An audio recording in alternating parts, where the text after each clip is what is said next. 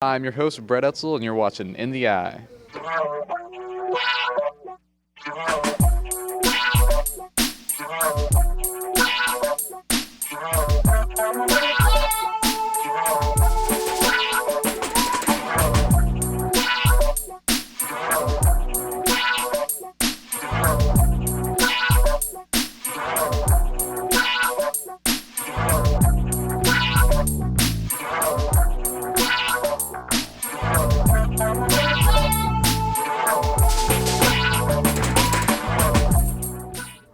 There have been many new additions to the teaching staff this school year. However, we want to direct your attention to a teacher who has been with us for many years, Mrs. Brewer.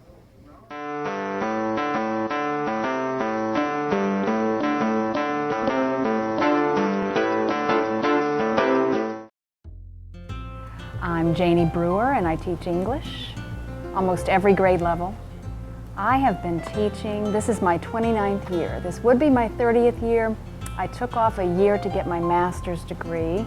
I've been at Wilmington High School in this very classroom for 29 years. Can I tell you a funny story about that? I had this really interesting experience. I realized how long I'd been here this year when I was doing a seating chart for fifth period. And I said, Mallory Alden, you sit here, and then Rachel Beck right behind Mallory. And I thought, I had this kind of time warp feeling, and I remembered that Mallory Alden's father, Michael, had been in that very seat, and that Rachel Beck's father, David, who is now a music teacher here, of course, had been in that very seat. They were sitting in the seats their fathers had been in my classroom. So I felt pretty old, but it felt kind of good. Things come full circle. So. Anything that's fast-paced, a page-turner, plot-driven books. Can you think of a title? Harry Potter. Harry Potter? How many of you have read the Harry Potter books? Oh, confess, I have. They're great books. They're wonderful books. My favorite, I have long loved ninth grade because I've taught it for so long, and so I'm very familiar with that curriculum. I love To Kill a Mockingbird. That's one of my favorite books ever. But I also love American literature, and I've been teaching that the past 5, 6, 7 years. And I love Thoreau and Emerson and Whitman. I love all those transcendentalists. I love Grapes of Wrath. That's probably my favorite novel at the junior level. What hobbies do I have? Of course, I read books, and I like to read books that I don't assign to students, so that I can have some pleasure. I don't have to be thinking of making tests out of the books that I read. I like to swim. I swam laps a lot this summer. I have the good fortune of living close to Glen Helen and Clifton Gorge, so I like to go on hikes in those places near beautiful Yellow Springs, things like that. Bigger's world is incredibly detailed. The slums and just the hardship of life in Chicago. You can visualize this very easily. Did you like this book? The most memorable day of teaching, I don't know that I have a memorable day. I have several memories that stand out. It's interesting that often sad memories are the strongest ones. I remember, of course, 9/11 and the way students reacted then. I remember when the Challenger blew up, the space shuttle that had the teacher on board.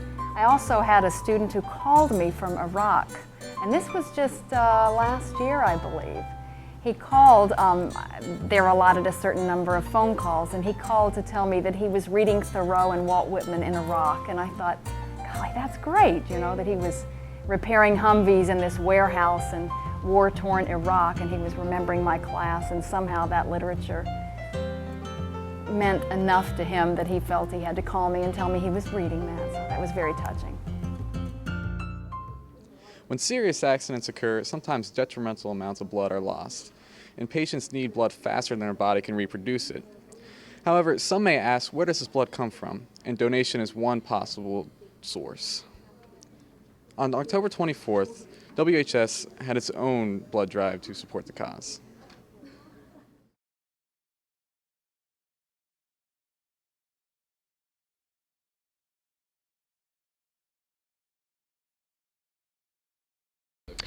I am Connie Dameron, and I am County Coordinator for Community Blood Center.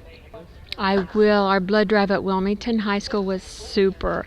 And we have 2 blood drives a year at Wilmington High School, one in the fall, one in the spring. And on the 24th, we had 57 people that got to draw. We had 71 people that registered to donate at our drive, and I'm thrilled to death. There were 45 first-time donors.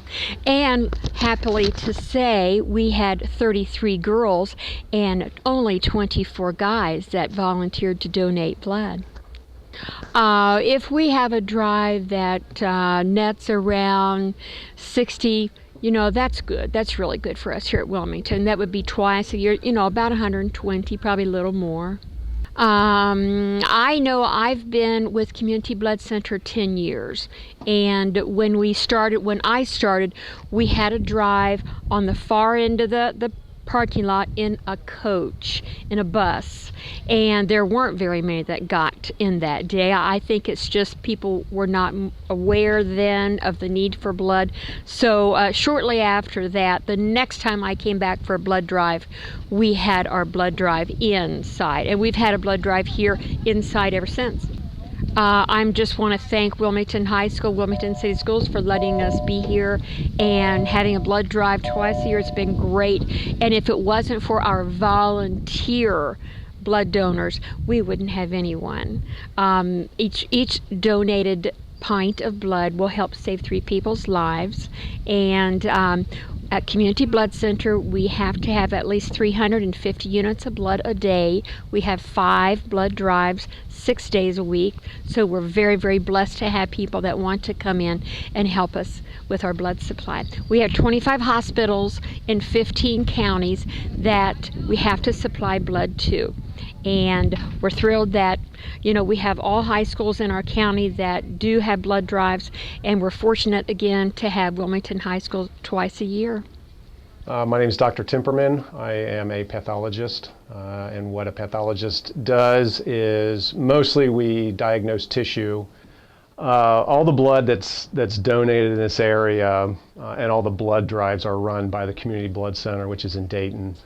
That's where we get all our blood products. That's where pretty much all the hospitals in the Miami Valley area get their blood products from.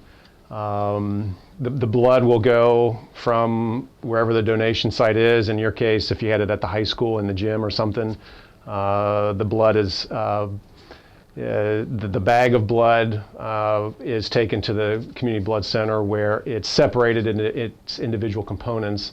There's red cells. This is a unit of red blood cells right here. This one's O positive. It's got the blood type right there. This is about 250 cc's of red blood cells, and it's concentrated red blood cells. It's not. It's approximately double the concentration of red blood cells that's circulating in you and me right now. So we separate it into the red cells, into the platelets, which help in blood clotting.